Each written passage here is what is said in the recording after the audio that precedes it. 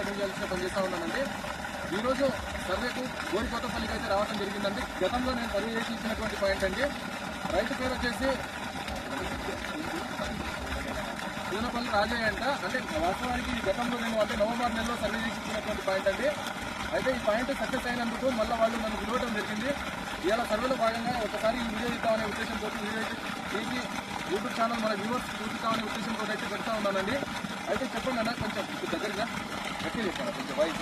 అంటే నేను చూశాను కదా ఈ పాయింట్ ఎట్లా అనిపించింది? గతంలో నేను 2-3 పాయింట్లు ఇచ్చాను మీకు. గతంలో మీరు ఇచ్చిన 2-3 పాయింట్లు కూడా సక్సెస్ అవ్వడం జరిగింది. అందులో ఇది బెస్ట్, ఇది రెండింట్లు ముందుకు వస్తుంది. మనకి ఇక్కడ గతంలో వేరే హైడ్రోజియాలజిస్ట్ సర్వే చేస్తే ఈ ఏరియాలో వాటర్లు లేకపోవడం, పడ్డాదని ఒక ఇంచు బావు వరకే పడడం జరుగుతుందని చెప్పడం జరిగింది. ఆ తర్వాత ఇక భూమి మీద ఇన్వెస్ట్మెంట్ చేయకుండా కొన్ని రోజులు వెయిట్ చేసి మళ్ళీ సార్లు కన్సల్ట్ రావడం జరిగింది. సార్ వచ్చి సర్వే చేసి పాయింట్ ఇవ్వడం జరిగింది. ఇది రెండించులు ముందుకు వస్తుంది.